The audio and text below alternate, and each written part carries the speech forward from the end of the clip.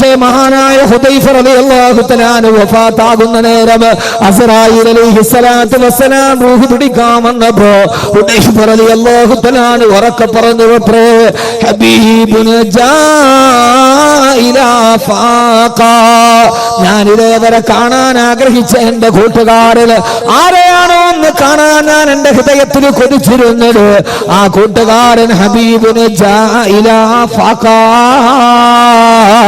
ആ കൂട്ടുകാരൻ എന്റെ തലയുടെ മുകൾ ഭാഗത്ത് വന്ന് നിൽക്കുന്നവല്ലോ, ഞാൻ ഇയാളെയാണ് കാണാൻ കൊതിച്ചിരുന്നത്, ഇദ്ദേഹം വരുന്നത് കാത്തിട്ടാണ് ഞാൻ ഇരുന്നത്. ഈ അസ്റായീലിനെ കാണുമ്പോ ഹബീബുനി എന്റെ കൂട്ടുകാരനാണ്, ജാഇലാ ഫാഖാ, എന്റെ തലയുടെ മുകളിൽ ആ കൂട്ടുകാരൻ വന്നു നിന്നല്ലോ എന്ന് പറയാൻ കഴിയുന്ന അവസ്ഥയിലേക്ക് സഹോദരങ്ങളെ നമ്മുടെ ജീവിതത്തെ മാറ്റിയെടുക്കുക. ഏത് സമയത്ത് വിട പറഞ്ഞാലും ആ സമയത്ത് സന്തോഷത്തോടെ വിട പറയാ. മഹാനായ സയ്യിദുനാ അബൂബക്കർ സിദ്ദീഖ് റളിയല്ലാഹു അൻഹു, മഹാനായ അബൂബക്കർ സിദ്ദീഖ് റളിയല്ലാഹു തആല അൻഹു ഒന്ന് രണ്ട് മരണങ്ങൾ പറഞ്ഞിട്ട് രണ്ടാമതൊരു മൂലി കൂടി പ്രവാചകൻ പറയുന്നുണ്ട്. അത് നമ്മുടെ ജീവിതത്തിലേറെ പ്രാവർത്തികമാക്കാനുള്ളതാ. മഹാനായ അബൂബക്കർ റളിയല്ലാഹു തആല സക്കറാത്തിന്റെ വേദനയിൽ കിടക്കുമ്പോ പ്രിയപ്പെട്ട പുത്രി ആയിഷ റളിയല്ലാഹു തആല ഉപ്പാന്റെ അടുക്കലേക്ക് വരികയാ. ഉപ്പാന്റെ മരണവേദന കണ്ടിട്ട് ഉപ്പാന്റെ ചാരത്ത് നിന്ന് പൊട്ടിക്കരഞ്ഞിട്ട് ആയിഷ റളിയല്ലാഹു തആല പറഞ്ഞു, ഉപ്പ മരണപ്പെട്ടു പോയാൽ പിന്നെ ഉപ്പാക്ക് പകരം നിങ്ങൾക്ക് ആരാണുള്ളത്? ഉപ്പാക്ക് പകരം മറ്റൊരാളില്ലല്ലോ ഉപ്പാ. അപ്പോഴാണ് അബൂബക്കർ റളിയല്ലാഹു തആല പറഞ്ഞു, മോളെ ആയിഷ, മരണമെത്തിയാൽ അങ്ങനെ പറയണമെന്നല്ലല്ലോ ഖുർആൻ പറഞ്ഞത്.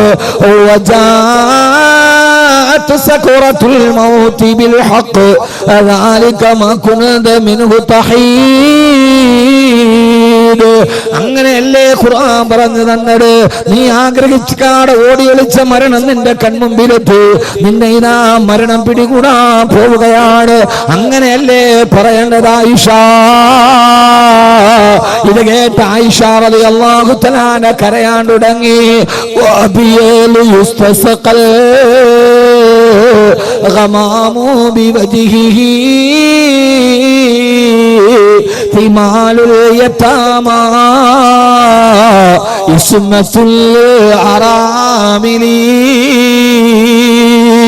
മരണവെപ്രാളത്തിൽ പടയുന്ന പിതാവിന്റെ ചാരത്ത് തന്നെ പൊട്ടിക്കരന്നുകൊണ്ട് ആയിഷ റളിയല്ലാഹു തആല പറഞ്ഞു, ഉപ്പ, ചുവപ്പ് കലർന്ന വെളുപ്പ് നിറമുള്ള എന്റെ ഉപ്പ, നിങ്ങളെ തവസ്സുലാക്കി ദുആ ചെയ്തപ്പോഴല്ലേ ആകാശത്ത് നിന്ന് മഴ പെയ്തത്?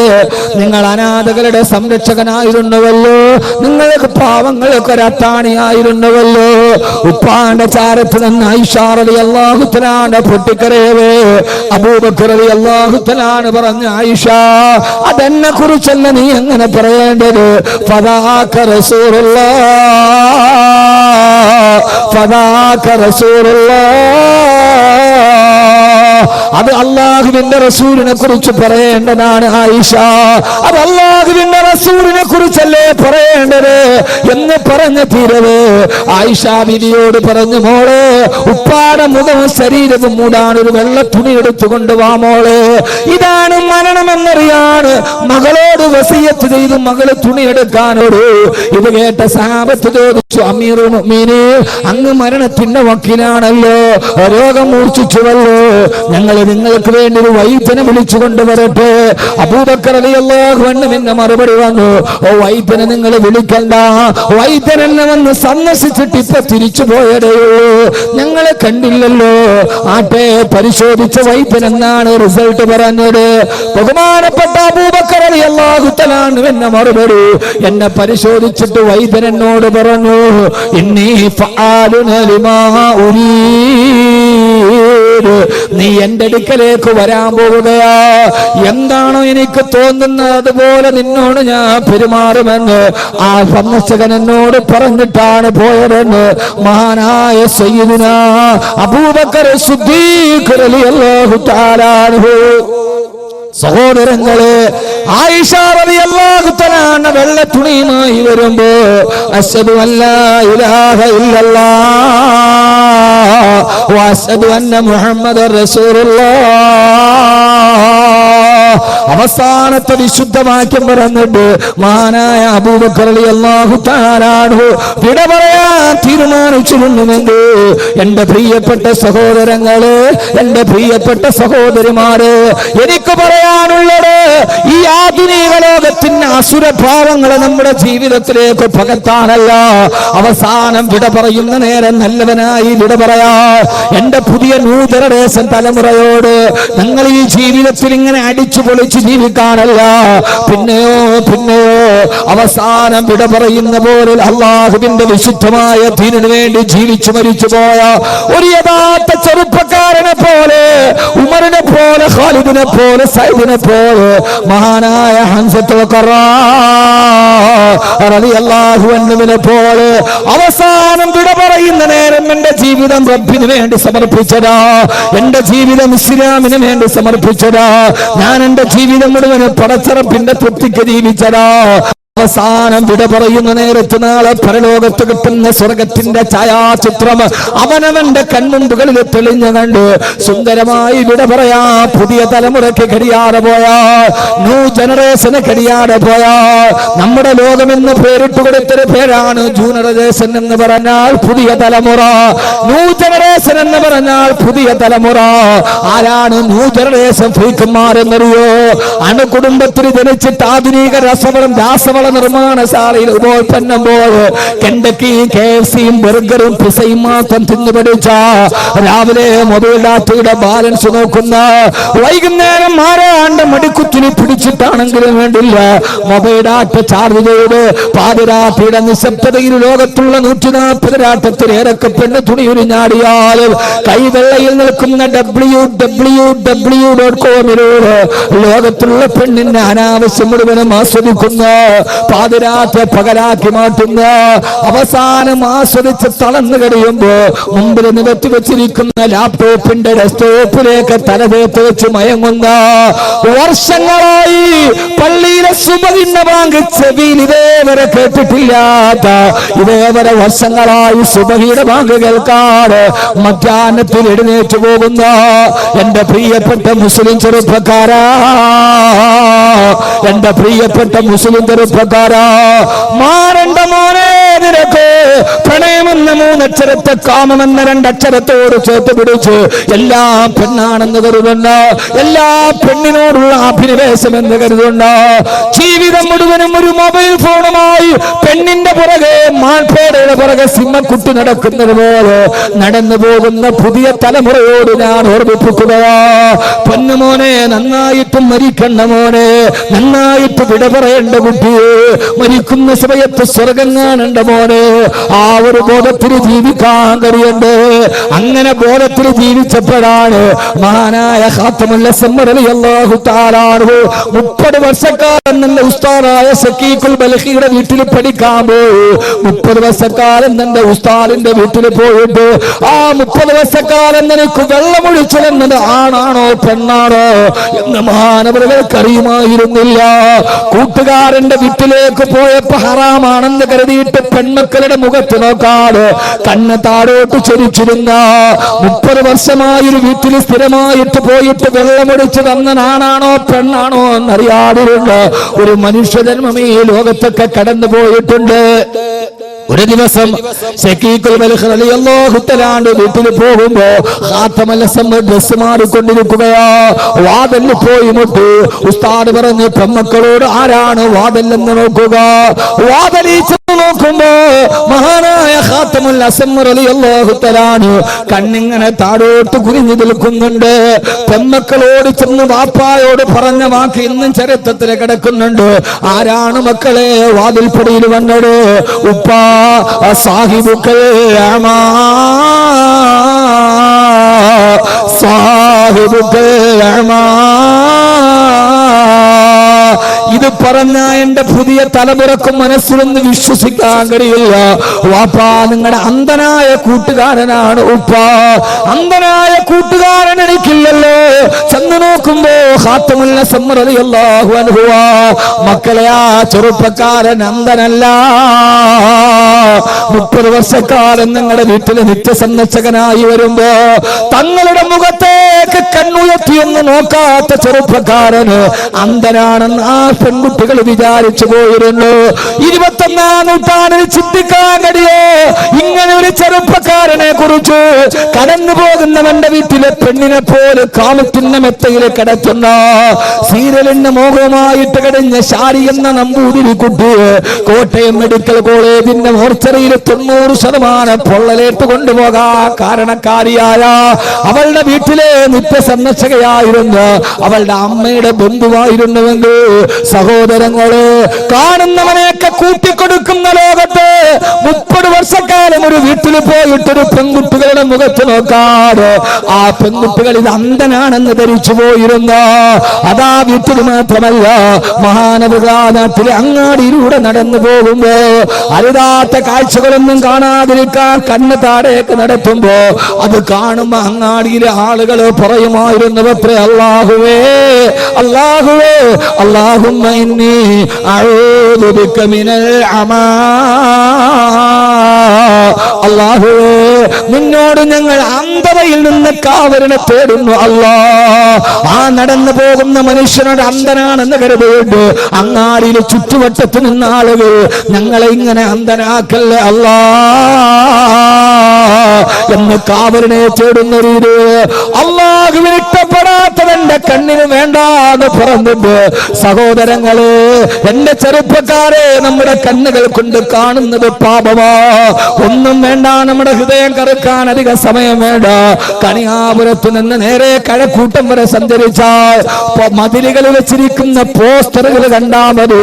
ഹറാമിന്റെ പേക്കൂത്ത് നടത്തുമ്പോ മക്കളും ഭാര്യയുമായിട്ട് നടക്കാൻ കഴിയാത്ത സിനിമാ നടിമാരുടെ അടിപ്പാവാടയുടെ കളർ പോലും കാണിക്കുന്ന അർദ്ധനഗ്ന പോസ്റ്ററുകൾ വ്യാപകമാകുമ്പോ ഒരു കാര്യത്തിൽ ഇതൊക്കെ കാണാൻ വിധിക്കപ്പെട്ടവരാണ് നമ്മൾ.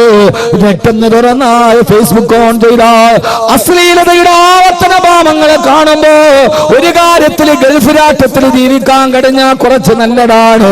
GCC എവിടെ പോയാലും ദേശീയ പാതയിലൂടെ സഞ്ചരിക്കുമ്പോൾ ബോർഡ് കാണും, ലാ തനസ ദിക്റല്ലാ, അല്ലാഹുവിന്റെ ദിക്റിനെ മറക്കരുത്. കുറച്ചുകൂടെ പോകുമ്പോ ബോർഡ് കാണും, ഖുൽ സുബ്ഹാനല്ലാഹ്, ഖുൽ അൽഹംദുലില്ലാഹ്, ഖുൽ അസ്തഗ്ഫിറുല്ലാഹ്. അത് കണ്ടാൽ തന്നെ നമ്മൾ അറിയാതെ ഇസ്തിഗ്ഫാർ പറയുമല്ലോ. പക്ഷേ നമ്മുടെ പ്രബുദ്ധ കേരളത്തിൽ അരക്കിന് പോട്ട് തുണിയില്ലാത്ത പെണ്ണിന്റെ ആവാസത്തിന് അശ്ലീലതകൾ കാണുമ്പോ എന്റെ പൊന്നുമോനെ Laila Majnu പാടിയിട്ടുണ്ടല്ലോ, Laila Majnu പാടിയിട്ടുണ്ടല്ലോ. വകൈഫ തറാ Laila ബിഐനിൻ തറാ ബിഹാ സിവാഹാ ഫമാ തഖറത് ബിൽ മതാബിഇ. മജ്നു ലൈലായെ പ്രേമിച്ച് പ്രേമിച്ച് പ്രേമിച്ച് പ്രേമിച്ച് ഞാൻ നിങ്ങളോടൊരു പ്രേമത്തിന്റെ കഥ പറയാ. ഇൻഷാ അല്ലാഹ് രസകരമായൊരു പ്രേമകഥ നിങ്ങൾക്ക് ഞാൻ പറഞ്ഞു തരാം. അതാകുമ്പോ പിന്നെ കുട്ടികൾക്ക് വലിയ ഇഷ്ടമാണല്ലോ. ലൈലാ മജ്നു ലൈലയെ ഓർത്തിട്ട് മജ്നൂൻ എന്ന കാമുകം പാടിയടാ. ഞാൻ എന്റെ കണ്ണുകൾ കൊണ്ട് ലൈലയല്ലാത്തൊരു പെണ്ണിനെ കണ്ടാൽ പിന്നെ എനിക്ക് ലൈലയെ ആ കണ്ണുകൊണ്ട് കാണണമെങ്കിൽ കരഞ്ഞ് കരഞ്ഞ് കണ്ണുനീര് കൊണ്ട് എന്റെ കണ്ണ് കഴുകി ശുദ്ധിയാക്കിയാലല്ലാതെ ഞാൻ എന്റെ ലൈലയെ വഞ്ചിച്ചല്ലോ. അവളല്ലാത്തൊരു പെണ്ണിനെ ഞാൻ നോക്കിയല്ലോ. എന്റെ ലൈലയല്ലാത്ത മറ്റൊരു പെണ്ണിനെ ഞാൻ ഈ കണ്ണുകൊണ്ട് കണ്ടാൽ കണ്ണുനീര് കൊണ്ട് കഴുകി ശുദ്ധിയാക്കിയാലല്ലാതെ എനിക്ക് പിന്നെ ആ കണ്ണുകൊണ്ട് എന്റെ ലൈലയെ കാണാൻ സാധ്യമല്ലെന്ന് പാടിയ മജ്നു ഈ ബൈത്ത് എഴുതിയിട്ട് ഹുജ്ജത്തുൽ ഇസ്ലാം അബൂ ഹാമിദുൽ ഗസ്സാലി റളിയല്ലാഹു അൻഹു ചോദിക്കുകയാ, എടാ ചെറുപ്പക്കാരാ, നിന്റെ കണ്ണുകൾ കൊണ്ട് ഹറാമുകൾ മുഴുവനും കണ്ടിട്ട് ആ ഹറാമ് കണ്ട കണ്ണുകള് കണ്ണുനീര് കൊണ്ട് കഴുകി ശുദ്ധിയാക്കാറ് നാളെ നീ സ്വർഗത്തിൽ എങ്ങനെയാ നിന്റെ പടച്ചിറപ്പിന്റെ ലിക്കായിനെ കാണുക? ആ കണ്ണുകൊണ്ട് നിനക്ക് അല്ലാണ്ട് ലിക്കായിനെ കാണാൻ പറ്റുമോ?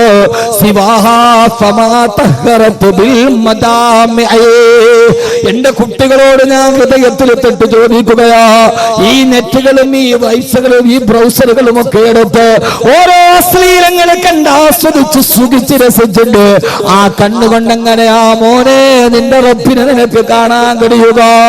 അതുകൊണ്ട് ഈ തെമ്മാടിത്തരത്തിൽ നിന്നൊരു തിരിച്ചു വേണോ? ഹൃദയത്തിൽ ഉറപ്പിക്കണേ, കണ്ണൊക്കെ തമൂത്തുഹദാ, നാളെ ഞാൻ മരിക്കുമെന്ന കാര്യം ഉറപ്പാക്കുക. അല്ലാഹു തൗഫീഖ് നൽകട്ടെ. അപ്പൊ നാളെ മരിക്കുമെന്നൊരാൾ ഉറപ്പിച്ചാൽ അയാൾ ജീവിതത്തിൽ ഏറ്റവും നല്ലത് ചെയ്യാൻ തീരുമാനിക്കും, നല്ലത് പറയാൻ തീരുമാനിക്കുക, ഏറ്റവും നല്ല വാക്കുകൾ അവൻ പറയുക. ഏറ്റവും നല്ല വാക്ക് അവൻ പറയുക. ഏറ്റവും നല്ല വാക്യത എന്ന് പറയും. ഏറ്റവും നല്ല വാക്യത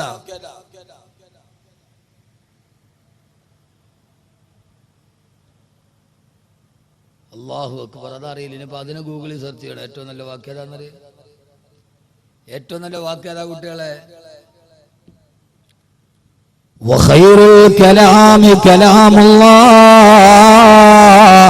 ഏറ്റവും നല്ല വാക്ക് അല്ലാഹുവിന്റെ കലാമായ ഖുർആനാണ്. ഏറ്റവും നല്ല വാക്ക് ഖുർആനാണ്. റസൂലുള്ളാഹി സ്വല്ലല്ലാഹു അലൈഹി വസല്ലം പറഞ്ഞു, ഒരാൾക്ക് ഈ കാലത്ത് നന്നാവണമെന്ന് ആഗ്രഹമുണ്ടെങ്കിൽ ഒന്ന് മരണത്തെ ഓർമ്മിക്കുക, രണ്ട് തിലാവത്തുൽ ഖുർആൻ, ഖുർആൻ പാരായണം ചെയ്യുക. എന്ത് ചെയ്യുക? എന്ത് ചെയ്യുക? ഖുർആൻ പാരായണം ചെയ്യുക. ജീവിതത്തിൽ ഒരാൾക്ക് ചെയ്യാൻ ഹൃദയത്തിൽ മരണത്തെ ഉറപ്പിക്കുക, എന്നിട്ട് ഖുർആൻ പാരായണം ചെയ്യാൻ നിന്റെ ഹൃദയം സ്ഫടിക സമാനമാകും. നിന്റെ ഹൃദയത്തിന്റെ അഴുക്കുകൾ മാറിക്കിട്ടും. അള്ളാഹുവിന്റെ ഖുർആൻ, ആ ഖുർആൻ പരമാവധി ഖുർആൻ ഓതാൻ നിങ്ങൾ തീരുമാനിക്കുക.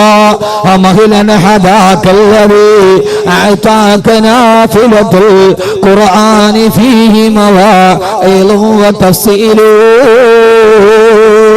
പരമാവധി അല്ലാഹുവിന്റെ ഖുർആൻ പാരായണം ചെയ്യാൻ ശ്രമിക്കുക. അല്ലാഹു ഖുർആൻ പഠിക്കാൻ അല്ലാഹു തൗഫീഖ് നൽകട്ടെ. ആമീൻ പറ, ഉറക്കെ പറ. അല്ലാഹു ഖുർആൻ പഠിക്കാൻ അല്ലാഹു തൗഫീഖ് നൽകട്ടെ. ഞാൻ എൻ്റെ സഹോദരങ്ങളോട് സഹോദരിമാരോട് വളരെ കൃത്യമായി പറയാൻ, നമ്മുടെ കുട്ടികളെ ഖുർആൻ പഠിപ്പിക്കണം. ആ കാര്യത്തിൽ നമുക്ക് വന്ന വീഴ്ച നമ്മുടെ സമൂഹത്തെ മുഴുവനും ഗുരുതരമായി ബാധിച്ചിട്ടുണ്ട്. അല്ലാഹുവിന്റെ വിശുദ്ധമായ ഖുർആൻ, ആ ഖുർആനിനെ പരമാവധി എത്രത്തോളം പഠിപ്പിക്കാൻ കഴിയോ ആ ഒരു കാലം നമ്മുടെ കാലഘട്ടത്തിൽ നിന്ന് മാറിപ്പോയി. സന്ധ്യാസമയത്ത് യാസീൻ ഓതിയിരുന്ന, വാഖിയ ഓതിയിരുന്ന, മക്കളെ ഇരുത്തിയിട്ട് സലാത്ത് ചൊല്ലിയിരുന്ന ആ ഒരു സന്ധ്യകൾ നമുക്ക് മാറിപ്പോയി. എന്നിട്ട് അതിന് പകരം നമ്മൾ ആരായി മാറിയെന്നറിയുമോ? ഇന്ന് നമ്മുടെ ഭക്തിയുടെ സന്ധ്യ എന്തേ? ഞാൻ നിങ്ങളോടൊരു പരമാർത്ഥം പറഞ്ഞുതരാം, നിങ്ങൾ എന്നോട് ദേഷ്യപ്പെട്ടിട്ട് കാര്യമൊന്നുമില്ല, പറഞ്ഞുതരട്ടെ. അതോർത്തിട്ട് നിങ്ങൾക്ക് എന്നോട് പരിഭവം വേണ്ട, ബാക്കി അത് പറഞ്ഞല്ലോ എന്ന് വേണ്ട. പക്ഷെ പറയുന്നത് കൃത്യമാണ്. ഏറ്റവും നല്ല മതസൗഹാർദ്ദ പ്രഭാഷകനുള്ള അവാർഡ് വാങ്ങിച്ച ആളാ ഞാൻ. അത് പറഞ്ഞിട്ടാണ് ഞാൻ പറയാ. പെണ്ണുങ്ങൾ ഉണ്ടല്ലോ അല്ലോ അതൊക്കെ, എവിടെയാണ്?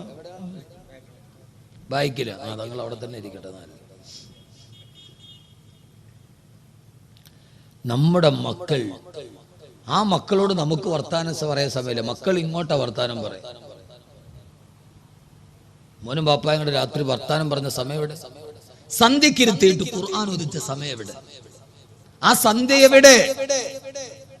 നമ്മുടെ പൗരാണികതയുടെ സന്ധ്യ നമുക്ക് മറന്നുപോയി.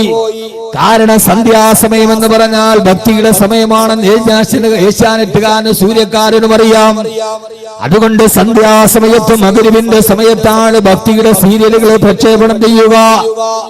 ശ്രീ ഗുരുവായൂരപ്പൻ, ശ്രീ ശബരിമല അയ്യപ്പൻ, ഈ സീരിയലുകൾക്ക് സമയം ഏത് സമയം? ഏതാ സമയം? ഗുരുവായൂരപ്പന്, ശബരിമല അയ്യപ്പനോടൊക്കെയുള്ള ഭക്തിയുടെ സീരിയൽ ഏഷ്യാനെറ്റും സൂര്യൻ വിടുന്ന ഏത് ടൈമിലാ നിങ്ങൾക്ക് അറിഞ്ഞൂടാ? നിങ്ങളിതൊന്നും നോക്കാത്ത മുത്തക്കീങ്ങളാണ് പിന്നെ നിങ്ങൾ ഉടലോടെ സ്വർഗത്തിൽ പോണ ആളുകൾ. നിങ്ങളിതൊന്നും അറിയാത്ത ഇത്രയും വലിയ മുത്തക്കീങ്ങളായിട്ടിരുന്ന നിങ്ങളോട് ആരോടാ പറയാ? പക്ഷേ സഹോദരങ്ങളെ, മഗ്‌രിബിന്റെ സമയത്താണത് രണ്ടും പ്രക്ഷേപണം ചെയ്യുക. ഒരു കാലത്ത് പള്ളിയിലും മസ്ജിദുൽ ഇബാദയിലും മഗ്‌രിബിന്റെ ബാങ്ക് കേട്ടാൽ അല്ലാഹു അക്ബർ, അല്ലാഹു അല്ലാഹു അക്ബർ. ആ ബാങ്ക് കേട്ടാൽ ആ സമയത്ത് നമ്മുടെ വീട്ടിൽ സൂറത്തുൽ വാഖിഅ ഉണ്ടായിരുന്നു, യാസീനുമായിരുന്നു കാരണവന്മാരും മക്കളുമെല്ലാം. ഇന്ന് ആ സമയത്ത് പള്ളിയിലെ മഗ്‌രിബിന്റെ ബാങ്ക് വിളിക്കുമ്പോ ആ സമയത്ത് പെങ്ങളെ നീ ഒന്ന് ടിവി ഓൺ ചെയ്താൽ ആ സമയത്താണ് ഏഷ്യാനെറ്റിലെ ഗുരുവായൂരപ്പന്റെ സീരിയൽ തുടങ്ങുന്നത്. അത് നീ റിമോട്ട് ഓൺ ചെയ്യുമ്പോൾ മഗ്‌രിബിൽ പള്ളിയിൽ ബാങ്ക് വിളിക്കുന്ന സമയത്ത് നിന്റെ വീട്ടിൽ കേൾക്കുന്നത് എന്താ? ഓം ഗുരുവായൂരപ്പ, ഓം ശബരിമല അയ്യപ്പ. മഗ്‌രിബിന്റെ സമയത്ത് വാഖിയും യാസീനും ഓതുന്ന സമയത്ത് അറിയാമെങ്കിലും നീ നിന്റെ വീട്ടിൽ ശിർക്കിന്റെ പദം പറയിപ്പിച്ചില്ല പെങ്ങളെ. പിന്നെങ്ങനെയാ നിന്റെ വീട്ടിൽ അല്ലാഹുവിന്റെ ബറക്കത്തുണ്ടാവുക? ആ സീരിയൽ ഒന്ന് ഓൺ ചെയ്യുമ്പോ ആ വിളികളോടെ നിന്റെ മഗ്‌രിബിന്റെ സമയം തുടങ്ങുമ്പോ ബോധപൂർവമോ അല്ലാതെ ആ സമയത്ത് നിന്റെ വീട്ടിലെ ശിർക്കിന്റെ പദം നീ പറയിപ്പിച്ചവളാണ്. അതുകൊണ്ട് സഹോദരിമാര്, എത്ര വലിയ കുടുംബമായാലും എവിടെയൊക്കെ എത്തി നിന്നാലും സന്ധ്യാസമയത്ത് നിങ്ങൾ ഖുർആൻ ഓതണേ, അല്ലാഹുവിന്റെ ഖുർആൻ പാരായണം ചെയ്യണേ. എത്ര വലിയ കോടീശ്വരന്മാരായാലും ഒരു കാര്യം ഞാൻ പറയട്ടെ, നിങ്ങളോട് കേരളം കണ്ട വലിയ കോടീശ്വരനാണ് ലുലുവിന്റെ MD ബഹുമാനനായ MA യൂസുഫ് അലി സാഹിബ്. എന്റെ വളരെ അടുത്ത ഒരു ഹൃദയബന്ധമുള്ള ആളാണ്. അല്ലാഹു അദ്ദേഹത്തിന് ആഫിയത്തും ആരോഗ്യവും കൊടുക്കട്ടെ. കഴിഞ്ഞതിന്റെ മുമ്പിലത്തെ റമളാനില് അദ്ദേഹത്തിന്റെ വീട്ടിൽ നോമ്പ് തുറക്കാൻ പോകുന്ന സമയമാണ്. 10 മിനിറ്റ് കൂടിയുണ്ട്. എല്ലാവരും വലിയ വലിയ വൻകിട ബിസിനസ്സുകാരുടെ ഇഫ്താർ മീറ്റാണ്. അതിലേക്ക് ഈ വിനീതന് ക്ഷണമുണ്ടായിരുന്നു. അവിടെ ചെല്ലുമ്പോ കോടീശ്വരന്മാരുടെ കോടീശ്വരന്മാർ ആ സമയത്തും അദ്ദേഹം പൈതൃകം കൈവിട്ടില്ല. അവിടെ ഇമാമത്ത് നിൽക്കുന്ന ഹാഫിദിനോട് പറഞ്ഞു, എല്ലാവരും നിശബ്ദമായിരിക്കുക. സൂറത്തുർ റഹ്മാനോട് ആ ഹാഫിദ് അവിടെ ഇരുന്ന് സുന്ദരമായി സൂറത്തുർ റഹ്മാനോട് അത് തീരും അടുത്ത ആളോട് പറഞ്ഞു സൂറത്തുൽ വാഖിഅയോട്, അടുത്ത ഹാഫിദ് സൂറത്തുൽ വാഖിഅയോട്. അത് കഴിഞ്ഞപ്പോ അവിടെ ഇരിക്കുന്നുണ്ട് മഹാനായ ലാളിത്യത്തിന്റെ പ്രതീകമായി ഈ കേരളത്തിന്റെ ജനതയെ ഞെട്ടിത്തെരിപ്പിച്ച ബഹുമാനപ്പെട്ട ശൈഖുനാ ആലിക്കുട്ടി ഉസ്താദ് അവരുടെ. ആലിക്കുട്ടി ഉസ്താദിനോട് ദുആ ചെയ്യാൻ പറഞ്ഞു. ഉസ്താദ് ദുആ ചെയ്തു. തീർന്നപ്പോ എന്നോട് പറഞ്ഞു, ബാക്കവി നിങ്ങളും ഒന്ന് ദുആ ചെയ്യ്. ആ ദുആയിലേക്ക് കടന്നു. അബുദാബി ശൈഖ് സായിദ് മസ്ജിദിലും മഗ്‌രിബിന്റെ ബാങ്ക് മുടങ്ങുന്നത് സെൽസിഡിയിലൂടെ കണ്ടു. ഈത്തപ്പഴം കാരക്കയുമായി നോമ്പ് മുറിക്കപ്പെട്ടു. ഞാനൊന്ന് ചോദിക്കട്ടെ മോനെ, നമ്മുടെ വീട്ടിലല്ല നമ്മുടെ നാട്ടിലെ ചുമഴത്ത് പള്ളിയിൽ പോലും നോമ്പ് തുറക്കുന്നതിന് 10 മിനിറ്റ് മുമ്പ് നിശബ്ദമായിരുന്നു ഖുർആനോട് ദുആ ചെയ്തിട്ട് നമുക്കൊന്ന് നോമ്പ് തുറക്കാൻ കഴിയോ? ഒരു പള്ളിയിൽ നടക്കാത്തത് പോലും അദ്ദേഹത്തിന്റെ വീട്ടിൽ നടന്നപ്പോ ഞാനിത് അദ്ദേഹം എനിക്ക് കോടികൾ തന്നതുകൊണ്ട് പറയാൻ നിങ്ങൾ കരുതണ്ട. അങ്ങനെ കരുതിയാൽ എനിക്കൊട്ടൊരു പുല്ലുമില്ല. ലോകത്ത് കണ്ട നന്മകളെ ആരുടേതാണെങ്കിലും വിളിച്ചു പറയാൻ കഴിയുണ്ടോ? ഒരു നന്മയുടെ സമവാക്യം നമുക്കുണ്ടാവണം. പൊന്നുമോനെ, അല്ലാഹുവിന്റെ ഖുർആൻ പാരായണം ചെയ്താ ഞാൻ ഇവിടെ നിൽക്കുന്ന ചെറുപ്പക്കാരോട് ചോദിക്കുക, നിനക്ക് എത്ര സിനിമാ പാട്ട് കാണാതെ അറിയാം? എത്ര ആൽബം പാട്ടുകൾ നിനക്ക് കാണാതെ അറിയാം? പക്ഷേ അല്ലാഹുവിന്റെ ഖുർആനില് സൂറത്തുൽ ഫാത്തിഹയെങ്കിലും പാരായണ മര്യാദയോടുകൂടി ഒന്ന് പാരായണം ചെയ്യാൻ അറിയാവുന്നവരെന്ന് കൈവക്കാൻ പറഞ്ഞ എത്ര പേരാ കൈവക്കുക? യഥാർത്ഥത്തിൽ ഖുർആൻ നമ്മുടെ ഗ്രന്ഥമല്ലേ? പിന്നെ മുമ്പ് ഈ ഖുർആൻ നമുക്കെതിരെ പരാതി നൽകിയില്ല. അല്ലാഹുവേ, വഖാല റസൂലു യാ റബ്ബി ഇന്നകും ഇത്തഖദു ഹാദൽ ഖുർആന മഹ്ജൂറാ. നാളെ പരലോകത്ത് ഞാനും നിങ്ങൾ നിൽക്കുമ്പോ ഖുർആൻ അല്ലാഹുവിനോട് പറയും, അല്ലാഹുവേ ഇന്ന ഖൗമി ഇത്തഖദു ഹാദൽ ഖുർആന മഹ്ജൂറാ. ഈ സമൂഹം എന്നൊരു പഴയ ഗ്രന്ഥമായി കെട്ടുകഥയാക്കി വലിച്ചെറിഞ്ഞു. അല്ലാഹുവേ, നിന്റെ അലമാരകളിൽ നീ വെച്ചിരിക്കുന്ന ഖുർആനിലെ കത്തിക്കാളുന്ന നരകത്തിന്റെ മുമ്പിൽ വെച്ച് നിനക്കെതിരെ സാക്ഷി പറയുമെന്ന് അല്ലാഹുവിന്റെ വിശുദ്ധ ഖുർആൻ. അതുകൊണ്ട് എന്റെ സഹോദരങ്ങളോട് സഹോദരിമാരോട് ഒരേ ഒരു കാര്യം ഞാൻ പറയട്ടെ, അല്ലാഹുവിന്റെ ഖുർആനിനെ പരിചയപ്പെടുക, ഈ ഖുർആന്റെ വഴിയിലൂടെ നടക്കുക. എന്നെ കേൾക്കാനെത്തിയവരോട് വെറുതെ സമയം കളയാനല്ല, ഒരു പ്രധാനപ്പെട്ട തുടക്കം ഇന്ന് ഇവിടെ നിന്നുണ്ടാവണേ. ആദരവായ പ്രവാചകൻ നബി മുഹമ്മദ് മുസ്തഫ പോരാ ഹബീബായ നബി മുഹമ്മദ് മുസ്തഫ താജ്ദാരെ മദീന നബി മുഹമ്മദ് മുസ്തഫ कभी ये बुलंदी है कूहे सफा है कभी ये तजल्ली तारे गिरा है कभी ये बुलंदी है कूहे सफा है कभी ये तजल्ली तारे गिरा है വിരിച്ചിരുന്ന ലോകത്തിന്റെ വെളിച്ചമായി കടന്നു വന്ന ജിബ്രാൾട്ടർ കടലിടുക്കുകൾ കടന്നിട്ട് സൂയസ് കനാലിന്റെ മുകളിലൂടെ ഒരു കാലഘട്ടത്തിൽ ഞണ്ടുപെറുക്കി നടന്ന യൂറോപ്യന്മാര് ലോകത്തിന്റെ ഏറ്റവും വലിയ അക്ഷരജ്ഞാന കവാടത്തിന്റെ കവാടത്തിലേക്കാണ് ഈച്ച അള്ളാഹുവിന്റെ വിശുദ്ധ ഖുർആൻ മഹാനായ റസൂലുള്ളാഹി സ്വല്ലല്ലാഹു അലൈഹി വസല്ലമയുടെ അടുത്ത് മഹാനായ ജിബ്രീൽ അലൈഹിസ്സലാത്തു വസ്സലാം ഇരിക്കുമ്പോ അവിടേക്കാണ് മഹാനായ അബൂദർ ഗിഫാർ റളിയല്ലാഹു തആല കടന്നു വരുന്നത്. അബൂദർ റളിയല്ലാഹു തആല കടന്നു വരുന്നത് ഹബീബായ മുത്ത് കണ്ടിട്ടില്ല. ജിബ്രീൽ അലൈഹിസ്സലാത്തു വസ്സലാം പറഞ്ഞു, യാ റസൂലല്ലാഹ്, അങ്ങയുടെ കൂട്ടുകാരനായ അബൂദർ വരുന്നുണ്ട് നബിയേ. ആശ്ചര്യാതിരോഗത്തോടെ ഹബീബായ നബി തങ്ങൾ ചോദിച്ചു, ജിബ്രീലേ, അബൂദറിനെ നിങ്ങൾക്ക് എങ്ങനെയാണ് പരിചയമുള്ളത്? അബൂദറിനെ ഇതിനു മുമ്പ് നിങ്ങൾ സന്ദർശിച്ചിട്ടുണ്ടോ? ആ സമയത്ത് ജിബ്രീൽ അലൈഹിസ്സലാത്തു വസ്സലാം പറഞ്ഞ മറുപടി, യാ റസൂലല്ലാഹ്, നബിയേ, തിരുദൂതരേ, ഈ മക്കയിൽ അബൂദറിനെ അറിയുന്നതിനേക്കാൾ കൂടുതലായി ഞങ്ങളുടെ മലക്കുകളുടെ ലോകത്ത് അബൂദർ എന്ന ചെറുപ്പക്കാരൻ സുപരിചിതനാണ്. യാ റസൂലല്ലാഹ്, ഹബീബായ നബി തങ്ങൾ ചോദിച്ചു, എങ്ങനെ? ഓരോ ദിവസവും ആകാശത്തും മലക്കുകളുടെ ലോകത്ത് ഞങ്ങളെ ഏറ്റവും കൂടുതൽ പറയുന്ന പേര് ഈ അബൂദർ എന്ന ചെറുപ്പക്കാരന്റെ പേരാ. എന്നെ കേൾക്കാനത്തിന്റെ പ്രിയപ്പെട്ട ചെറുപ്പക്കാരോട് ആധുനികതയുടെ അസുരഭാവങ്ങൾ മുഴുവനും അശ്ലീലങ്ങളും അനാവശ്യങ്ങളും ആവർത്തന വിരസതകളുമായി ആത്മീയ ലോകത്തിന് ആത്മവിപ്ലവത്തെ അസുരഭാവത്തോടെ മാറ്റിക്കടത്തിക്കൊണ്ടുപോയ എന്റെ പ്രിയപ്പെട്ട പുതുതലമുറയോട് അല്ലാഹുവിന്റെ മലക്കുകളുടെ ലോകത്തും മക്കയിൽ ഒരു ചെറുപ്പക്കാരന്റെ പേരെപ്പോഴും പറയപ്പെടുകയാ. ആരാ അബൂദർ എന്ന് നിങ്ങൾക്കറിയോ? ആ ചെറുപ്പക്കാരൻ ആരെന്നറിയോ? മക്കയിൽ നിന്ന് ഷാമിലേക്ക് കച്ചവട സംഘം പോകുമ്പോ പാറക്കെട്ടിന്റെ പുറകിൽ ഒളിച്ചിരുന്ന് നടന്നു പോകുന്നവനെ പിടിച്ചു നിർത്തിയിട്ടവന്റെ കഴുത്ത് വെട്ടിമാണ്ടി മടിശീലയിലെ പൈസ എടുത്തു കൊണ്ടുപോയി മദ്യപിച്ച ഗിഫാർ ഗോത്രത്തിന്റെ തലവനാണ് ഈ ചെറുപ്പക്കാരൻ. ആ ചെറുപ്പക്കാരൻ മദീനയിലെ ജനിച്ചതല്ല, പിന്നെ ഒരു കാലഘട്ടത്തിൽ കൊള്ള സംഘത്തിന്റെ തലവനായി, ഗുണ്ടാ സംഘ തലവനായി ജീവിച്ച, അതിന്റെ ഇടയിൽ ആരോ മക്കയിൽ വന്ന പ്രവാചകനെ കുറിച്ച് പറഞ്ഞപ്പോ മുത്തുനബി അന്വേഷിച്ചിട്ട് വന്നിട്ട് അവസാനം ഇസ്ലാമിലേക്ക് വന്ന പരിവർത്തനത്തിന്റെ വ്യക്തിത്വത്തിന്റെ ധവളപ്രകാശം കൊണ്ട് ലോകചരിത്രത്തെ വിസ്മയിപ്പിച്ച ഒരു മഹാവ്യക്തിത്വമാണ് അബൂദർ ഗിഫാർ റളിയല്ലാഹു തആല അൻഹു. മഹാനവറുകളുടെ പേര് മക്കയിൽ മലക്കുകൾ പറയാണത്ര മലക്കുകളുടെ ലോകത്ത്. ഇത് കേട്ട റസൂലുള്ളാഹി സ്വല്ലല്ലാഹു അലൈഹി വസല്ലം ചോദിച്ചു, അലിമനാല ഹാദിഹി ഫളീല, അബൂദറിന് ഈ പദവി എങ്ങനെയാ കിട്ടിയത്? ആർക്കെങ്കിലും ഈ സദസ്സിന് വന്നവർക്ക് ഈ പദവി വേണമെന്ന് അവനവന്റെ പേര് ആകാശലോകത്ത് ദിവസവും മലക്കുകളെ കൊണ്ട് പറയിപ്പിക്കണമെന്ന്.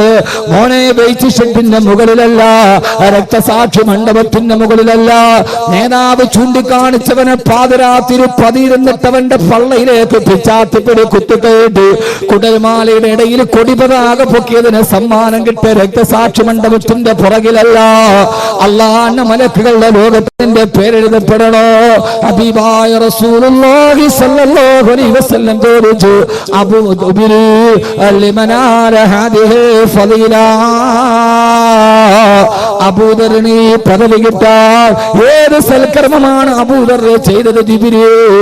ജിബ്രീൽ അലൈഹിസ്സലാത്തു വസ്സലാം പറഞ്ഞ മറുപടി ഇതേവരെ എന്നെ കേട്ട ഓരോ ആണിനോടും പെണ്ണിനോടും ഞാൻ കൈമാറുകയാണ്.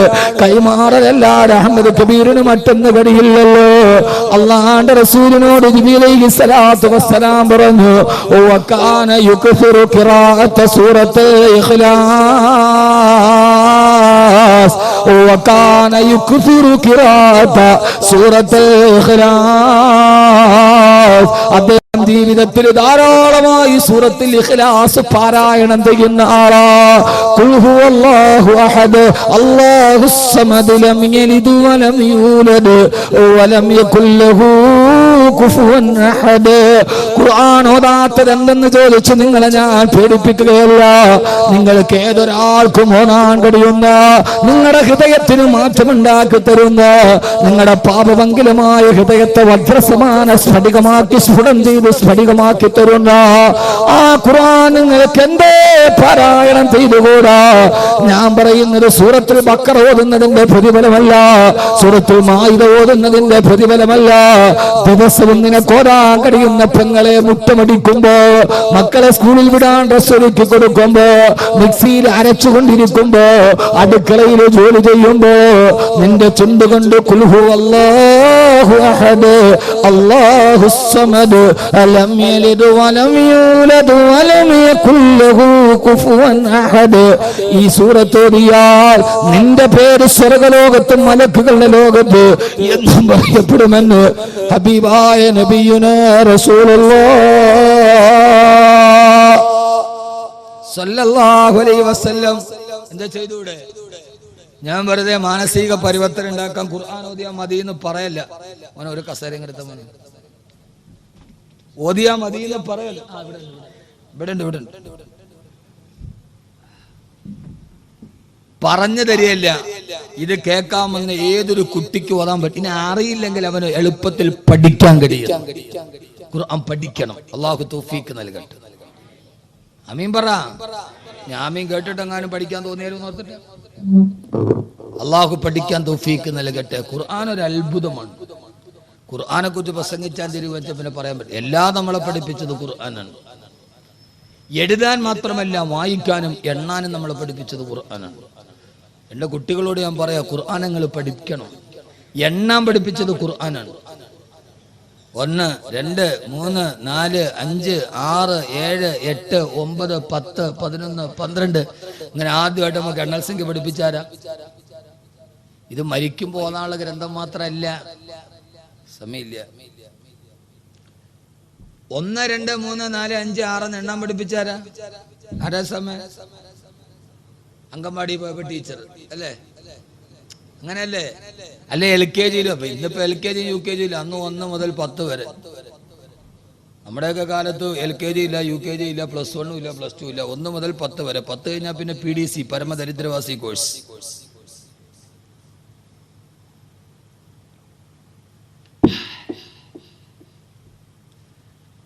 എണ്ണൽ സംഖ്യ പഠിപ്പിച്ചതാനാ? ടീച്ചറല്ല, ഖുർആൻ. ഖുർആൻ. നിങ്ങൾ എൻ്റെ കൂടെ തയ്യാറാണ്? ഞാൻ പഠിപ്പിച്ചാൽ ഉണ്ട്. തയ്യാറുണ്ട്? എണ്ണാൻ പറ്റുമോ? എണ്ണാവോ? എണ്ണൽ സംഖ്യ പഠിപ്പിച്ച ഖുർആനാണ്. ഇപ്പം ഞാൻ തെളിവ് സഹിതം പറഞ്ഞുതരാം. നിങ്ങൾ എണ്ണോ എൻ്റെ കൂടെ? അറബി അറിയാവോ? എന്നൊന്ന് എണ്ണ. അറബിയിൽ 1 മുതൽ 10 വരെ ഒന്ന് എണ്ണാര്? ഒന്നോ പടച്ചോ വരാൻ. ഇതൊന്നും അവിടെ തട്ടുകടയായിരുന്നു. അൽഹംദുലില്ലാ, മാഷാ അല്ലാഹ്. പഠിക്കും. 1 മുതൽ 10 വരെ പഠിപ്പിച്ചാരാ കുട്ടി? LKG-യിലെ ടീച്ചറല്ല. فدعوا إلى طعام واحد فأرسلنا إليهم 2 سيكونون 3 فخذ 4 من الطير سيكونون 5 الله الذي خلق السماوات والأرض وما بينهما في 6 أيام الذي خلق 7 سماوات طباقا 8 أزواج وكان في المدينة 9 رهط تلك 10 كاملة إن عدة الشهور عند الله 12 شهرا إني رأيت 11 كوكبا إن عدة الشهور عند الله 12 شهرا. ഞാനിപ്പോ ഓതിയത് 12 ആയത്താണ്, ഒരായത്തല്ല. ഖുർആനിലെ 12 ഭാഗത്തുനിന്ന് 12 ആയത്താണ് ഓതിയത്. 1 മുതൽ 12 വരെ. ഖുർആൻ പഠിക്കു കുട്ടികളെ. നിങ്ങളിത് മരിക്കുമ്പോൾ തലയ്ക്കുമ്പോൾ തോതാ മൊയ്ലിയാർക്കും മുക്രിക്കും കൈമടക്ക് കിട്ടാനുള്ള ഗ്രന്ഥമാണെന്ന് കരുതി മൊയ്ലിയാരെ മുക്രിയുടെ കൈമടക്ക് നോക്കിയിട്ട് നിങ്ങൾ പേടിക്കേണ്ട കാര്യമൊന്നുമില്ല. ഇത് മുക്രിക്കാക്കും മൊയ്ലിയാർക്കും കൈമടക്ക് കിട്ടാൻ മുസ്ലിയാരുടെ അത്ര പ്രസംഗമല്ല. ഇനി മൊയ്ലിയാർക്കും മുക്രിക്കാക്കും കൈമടക്ക് ഒത്തിട്ട് നിങ്ങൾ ആരും ബേജാറാവേണ്ട കാര്യമില്ല. കാരണം ലോകത്തിലെ വലിയ കോടീശ്വരന്മാര് കടക്കണമെന്ന് ആത്മഹത്യ ചെയ്തിട്ടുണ്ട്. ലോകത്തിലെ ഏറ്റവും ചെറിയ ശമ്പളത്തിൽ ജോലി ചെയ്യുന്ന മുക്രിക്കാക്ക ഇന്ന് വരെ കടക്കണമെന്ന് ആത്മഹത്യ ചെയ്ത ചരിത്രം കേട്ടിട്ടില്ല. ഉണ്ടോ? ഒണ്ടേ പറയും ലോകത്തിലെ വലിയ കോടീശ്വരന്മാര് കടം വന്നിട്ട് ആത്മഹത്യ ചെയ്തിട്ടുണ്ട്. ലോകത്തിലെ ഏറ്റവും ചെറിയ ശമ്പളം ആരാ? മുക്രിക്കാക്ക. മുക്രിക്കാക്കയുടെ ശമ്പളം ക്ലോസറ്റിലെ വെള്ളം ഒരേപോലെ ആ മുക്രിക്കാക്ക ഇതേവരെ കടക്കണി വന്നിട്ട് ആത്മഹത്യ ചെയ്തൊക്കെ കേട്ടിട്ടുണ്ട്. അപ്പൊ അതോർത്തിട്ട് ആരും ബേജാറാവേണ്ട, അത് അല്ലാഹ് വഴിക്കൊക്കെ നടത്തിക്കോളൂ. പക്ഷേ ഇത് ഖുർആൻ എന്ന ശാസ്ത്ര ഗ്രന്ഥത്തെ പഠിക്കണം. നിങ്ങൾ എന്റെ കൂടെ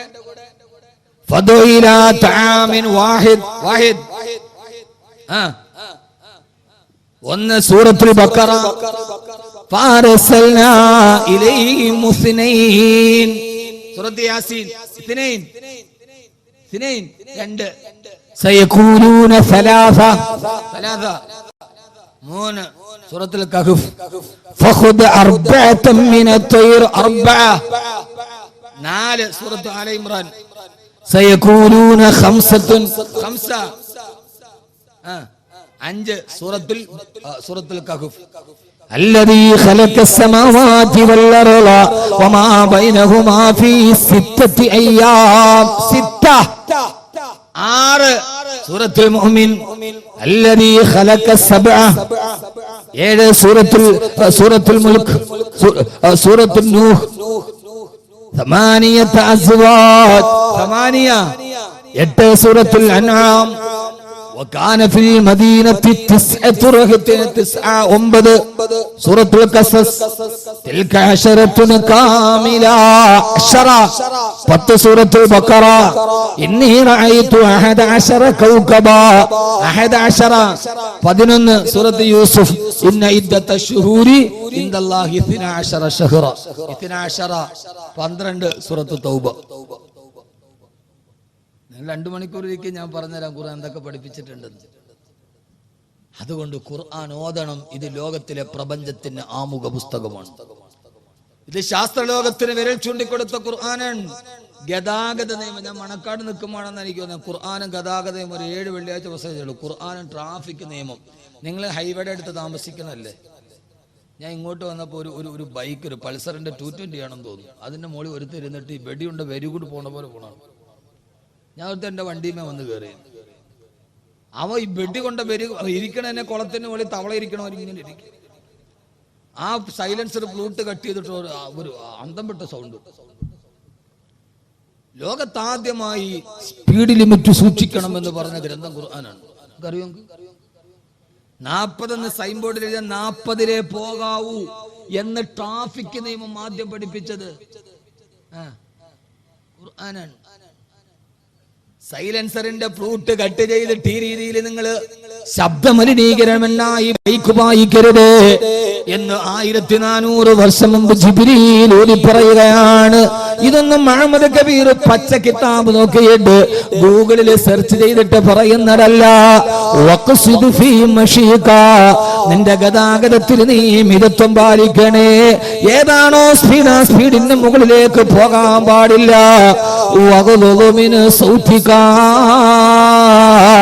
ഗതാഗതത്തിൽ അരോചകമായ ശബ്ദമുണ്ടാക്കാൻ പാടില്ല.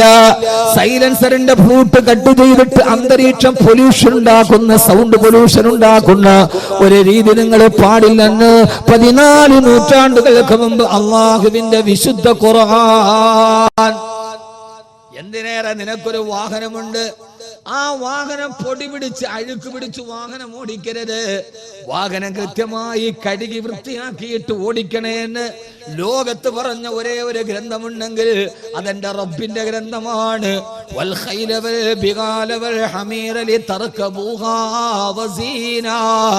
കുതിരയെയും ഒട്ടകത്തെയും നിങ്ങൾക്ക് ഞാൻ തന്നത് നിങ്ങൾക്ക് യാത്ര ചെയ്യാനും വസീനത്തിന് നിങ്ങൾക്ക് അലങ്കാരമായിട്ടാണ്. അതുകൊണ്ട് അലങ്കാര വസ്തു പൊടി പിടിക്കാൻ പാടില്ല. പാടുണ്ടോ എന്ന് ലോകത്തോട് പറഞ്ഞ ഗ്രന്ഥമാണ് ഖുർആൻ. ഈ ഖുർആൻ ഒരാൾ ഹാഫിളായാൽ അതിൻ്റെ അകത്ത് അവൻ ഏറ്റവും വലിയ ശാസ്ത്രജ്ഞനായി എന്നാണ്. അള്ളാഹു നമുക്ക് ബോധം തരട്ടെ.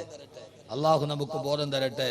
അതുകൊണ്ട് എൻ്റെ പ്രിയപ്പെട്ട സഹോദരങ്ങളോട് സഹോദരിമാരോട് ജീവിതത്തിൽ ചെയ്യാൻ കഴിയുന്ന ഏറ്റവും വലിയ അനുഗ്രഹമാണ് അള്ളാഹുവിൻ്റെ ഖുർആൻ പാരായണം ചെയ്യുക, അത് പഠിക്കുക. അതിൽ ഏറ്റവും ചെറിയൊരു സൂറത്താണ് സൂറത്തുൽ ഇഖ്ലാസ്. ഖുൽ ഹുവല്ലാഹു അഹദ്. ഉറക്കം അതറിയാവുന്നവരൊക്കെ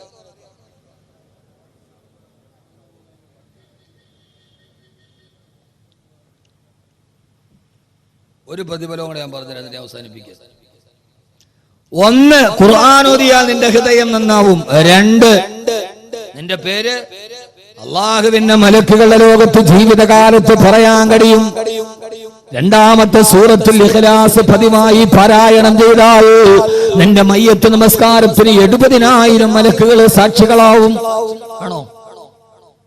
നിന്റെ മയ്യത്ത് നിസ്കാരത്തിന്, നിന്റെ കണിയാപുരത്തിന്നു മുതൽ ഇത് സ്ഥിരമായി ഓതുന്ന ആണിന്റെ പെണ്ണിന്റെ മയ്യത്ത് നിസ്കാരത്തിന് നാട്ടുകാർ മാത്രമല്ല 70,000. 70,000. എന്താ മനുഷ്യന്മാരെ, അലാവുദ്ദീന്റെ അത്ഭുത വിളക്ക് വേണോന്ന് വെച്ചിട്ട് നിങ്ങൾ ഉണ്ടായിരിക്കുക. ഇതിനൊന്നും നിങ്ങൾ 1 കോടി രൂപയൊന്നും കൊടുക്കണ്ട, കോടികളുടെ ഷെയറൊന്നും എടുക്കണ്ട, കോടികളുടെ പള്ളിയൊന്നും ഉണ്ടാക്കണ്ട. ഇതിനകത്ത് നിങ്ങൾ എന്ത് ചെയ്യണം? ഇന്നു മുതൽ സൂറത്തുൽ ഇഖ്ലാസ് ഓതണം. ഇൻഷാല്ലാഹ് തയ്യാറാണോ? ഞാൻ അതാ പറഞ്ഞ, വന്നിട്ട് വെറുതെ പോവണ്ട. പോകുമ്പോ വലിയ ദുആയൊക്കെ പറഞ്ഞ ചെയ്യാനും പഠിക്കാനും ഒക്കെ വലിയ പാട്. ഇതിപ്പോ അറിയാത്ത ആരാ ഉള്ളത്? ഖുൽ ഹുവല്ലാഹു അത് അറിയാത്ത ആരാ ഉള്ളത്? ഇനി അറിയാത്ത ആരെങ്കിലും ഇവിടെ ഉണ്ടെങ്കിൽ അവൻ ഖുൽ ഹുവല്ലാഹു ഇത് പഠിക്കാനല്ല പോകണോ, നേരെ പൊന്നാനി പോകണം. ഖുൽ ഹുവല്ലാഹു അഹദ് ഒരു മുസ്ലിമിന് ഓതാൻ ഇതിനകത്ത് അറിയില്ലെങ്കിൽ അവൻ പിന്നെ ഇനി ഖുൽ ഹുവല്ലാഹു ഇത് പഠിക്കാനല്ല പോകണം, പിന്നെ അവൻ നേരെ പൊന്നാനിയിലാണ് പോകുന്നത്. അതറിയാത്ത ഒരാൾ പിന്നെ മുസ്ലിം ആവില്ല. അള്ളാഹു നമുക്ക് ബോധം തരട്ടെ. അവനവൻ മരിച്ചു കഴിഞ്ഞാൽ 70,000 മലക്കുകൾ വെറുതെയല്ല. ആദരവായ പ്രവാചകൻ നബി മുഹമ്മദ് മുസ്തഫ സല്ലല്ലാഹു അലൈഹി വസല്ലമ തബൂക്ക് യുദ്ധത്തിൽ പങ്കെടുക്കുമ്പോ ഹബീബായ നബിക്കെതിരെ എതിരാളികൾ മുഴുവനും ഒന്നിച്ചു വന്ന യുദ്ധമാണ് തബൂക്ക് യുദ്ധം. ആ തബൂക്ക് യുദ്ധത്തിൽ പങ്കെടുക്കുമ്പോ ഹബീബായ നബിയുടെ നേരം മജൂസികളും നസ്രാനികളും കുഫാറുകളും അടക്കം വലിയൊരു പടയാ. അല്ലാഹുവിന്റെ റസൂലിന്റെ സഹാബത്ത് യുദ്ധത്തിനിറങ്ങുമ്പോ മജൂസി പട്ടാളം, ആനപ്പട്ടാളം പാഞ്ഞു വരികയാ. അതേവരെ കരയിലെ ഏറ്റവും വലിയ വാഹനം ഒട്ടകമാണെന്ന് കരുതിയ അറബികളുടെ മുമ്പിലേക്ക്, പട്ടിണി പാവങ്ങളായ സഹാബത്തിന്റെ മുമ്പിലേക്ക് മസ്തകം കുലുക്കിക്കൊണ്ട് ഗതവാരന്മാര് പാഞ്ഞു വന്നപ്പോ പാവപ്പെട്ട സഹാബത്ത് പേടിച്ചുപോയി. അവര് പേടിച്ചരണ്ടി ചിന്ന ഭിന്നമായി ഓടുമ്പോ ഹബീബായ നബി സല്ലല്ലാഹു അലൈഹി വസല്ലമയുടെ അടുക്കൽ വന്ന്, യാ റസൂലല്ലാഹ്, ആനപ്പട്ടാളം ഇറങ്ങി നബിയേ, ഈ പൊട്ടിയ വാളും ഈ ചാവാറായ ഒട്ടകങ്ങളുമായി ഞങ്ങൾ അവരോടങ്ങനെ പിടിച്ചു നിൽക്കും യാ റസൂലല്ലാഹ് സല്ലല്ലാഹു അലൈഹി വസല്ലമ. ആ സമയത്താണ് ലോകത്ത് നിന്ന് ദിവ്യബോധനത്തിന്റെ വെളിപാടുമായി റൂഹുൽ അമീൻ മലക്ക് ജിബ്രീൽ അലൈഹിസ്സലാത്തു വസ്സലാം വന്നത്. ആനപ്പടയെ കണ്ട് പേടിച്ച രണ്ട് സഹാബത്തിനോട് ജിബ്രീൽ ആയത്തിറക്കി കൊടുത്തു. അലം തറ കൈഫ ഫഅല റബ്ബുക ബി അസ്ഹാബിൽ ഫീൽ അലം യജ്അൽ കൈദഹു ഫീ തളലീൽ വഅർസല അലൈഹിം طيرا أبابيل ترميهم بحجارة من سجيل فجعلهم كعصف مأكول. ഓ നബിയേ, ആരെ കണ്ടിട്ട് പേടിക്കുന്നതെന്ത് നബിയേ? ആരുമില്ലാത്ത സമയത്ത് കൈബാറിയത്തെ തകർക്കാമെന്ന അപരഹത്തിന്റെ ആനപ്പട വെട്ടുകിളികളുടെ ചുണ്ടിലിരിക്കുന്ന ചരൽക്കല്ല് കൊണ്ട് തകർത്തെറിഞ്ഞത് ഞാനല്ല നബിയേ. ആനപ്പട്ടാളം വെട്ടുകിളിയുടെ മുമ്പിൽ പരാജയപ്പെട്ടിട്ട് ഓടിയപ്പോ മക്കയിലെ കുട്ടികൾ ആനപ്പട്ടാളത്തെ കളിയാക്കിയത് ഓർമ്മയില്ല നബിയേ. ഐനല്ലിലാഹു വല്ലിലാഹു താലിബൂ واللرنم المغلوب ليس الغالب. അടയ്ക്കാ കുരുവികൾ വന്ന് കല്ലെറിഞ്ഞപ്പോ ഭീമാകാരമായ ആനപ്പട്ടാളം മക്കയിലൂടെ ചെതറിയോടുന്നത് കണ്ടപ്പോ അന്നത്തെ തെരുവ് കുട്ടികൾ ആനപ്പട്ടാളക്കാരെ നോക്കിയിട്ട് കളിയാക്കി പാടിയ പാരടിപ്പാട്ടാണിത്. ഐനല്ലിലാഹു വല്ലിലാഹു താരിബൂ വല്ലരനമുൽ മഗ്ലൂബു ലൈസൽ ഗാലിബൂ. മുറിമൂക്കൻ രാജാവ് തോറ്റോടിയല്ലോ. അർണമെന്ന് പറഞ്ഞാൽ മുറിമൂക്കൻ രാജാവ് ഓടിപ്പോകുന്നല്ലോ എന്ന് പാടുന്ന രീതിയിൽ അവരെ തകർത്തില്ല നബിയെ. എന്തിനാണങ്ങ് വിഷമിക്കുന്നതെന്ന് ചോദിച്ചപ്പോ ഹബീബായ നബിക്ക് സന്തോഷമായി. ജിബ്രീൽ അലൈഹിസ്സലാത്തു വസ്സലാം ആയത്തോടിയിട്ട് പറഞ്ഞു, യാ റസൂലല്ലാഹ്, എന്റെ കൂടെ 70,000 മലക്കുകൾ വന്നിട്ടുണ്ട് നബിയെ. ജിബ്രീലേ, തബൂക്കിൽ ഞങ്ങളെ സഹായിക്കാനോ? അല്ല യാ റസൂലല്ലാഹ്, എന്റെ കൂടെ 70,000 മലക്കുകൾ വന്നത് മക്കയിൽ മാത്ത മുആവിയത്ത് ബിൻ മുആവിയ എന്ന് പേരുള്ള ഒരു ചെറുപ്പക്കാരനായ സഹാബി മക്കയിൽ വഫാത്തായി നബിയെ. ആ സഹാബിയുടെ മയ്യത്ത് നിസ്കാരത്തിൽ പങ്കെടുക്കാനാണ് 70,000 മലക്കുകൾ എന്റെ കൂടെ വന്നത്. അല്ലാഹുവിന്റെ റസൂൽ അത്ഭുതപ്പെട്ടു നിൽക്കുമ്പോ മുത്തുനബിയെ, മക്കയിൽ മരിച്ച മുആവിയുടെ മയ്യത്ത് തബൂക്കിൽ ഇന്നുണ്ട്, അങ്ങേക്ക് നിസ്കരിക്കണോ നബിയെ? വേണം ജിബ്രീൽ. സഹാബത്ത് ഒളിയെടുത്തിട്ട് വന്നു. ജിബ്രീൽ അലൈഹിസ്സലാത്തു വസ്സലാം ചിറക് കൊണ്ട് ഭൂമിയിൽ നടിച്ചപ്പോ മുആവിയുടെ മയ്യത്ത് മക്കയിൽ കാണാൻ പറ്റുന്ന രീതി ഭൂമി മുഴുവന് സമതലമായി. അവിടെ നിന്നുകൊണ്ട് മക്കയിൽ കിടക്കുന്ന മുആവിയത്ത് ബിൻ മുആവിയ എന്ന സഹാബിയുടെ മയ്യത്ത് നേരിട്ട് കണ്ട് ഹബീബായ നബി തങ്ങളെ സഹാബത്തും മയ്യത്ത് നിസ്കാരം നിർവഹിച്ചു. നബിയെ, ഇനി 70,000 മലക്കുകളുമായി ഞാൻ പോവുകയാണ്. എവിടേക്ക് ജിബ്രീൽ? മുആവിയത്ത് ബിൻ മുആവിയുടെ മയ്യത്ത് നിസ്കാരത്തിൽ പങ്കെടുക്കാൻ തിരുനൂതരെ. അല്ലാഹുവിന്റെ റസൂൽ ചോദിച്ചു, മുആവിയ, മരിക്കുന്ന നേരത്തെ 70,000 മലക്കുകളെ മയ്യത്ത് നിസ്കാരത്തിൽ പങ്കെടുക്കാൻ മുആവിയത്ത് ബിൻ മുആവിയ ലിമനാല ഹാദിഹി ഫളീല, ഈ ഒരു പദവി മുആവിയത്ത് ബിൻ മുആവിയക്ക് കിട്ടാനുള്ള കാരണം എന്ത് നബിയെ? അപ്പോഴാണ് ജിബ്രീൽ അലൈഹിസ്സലാത്തു വസ്സലാം പറഞ്ഞത്, വകാന യുക്ഫിറു ഖിറാഅത സൂറത്തുൽ ഇഖ്ലാസ്.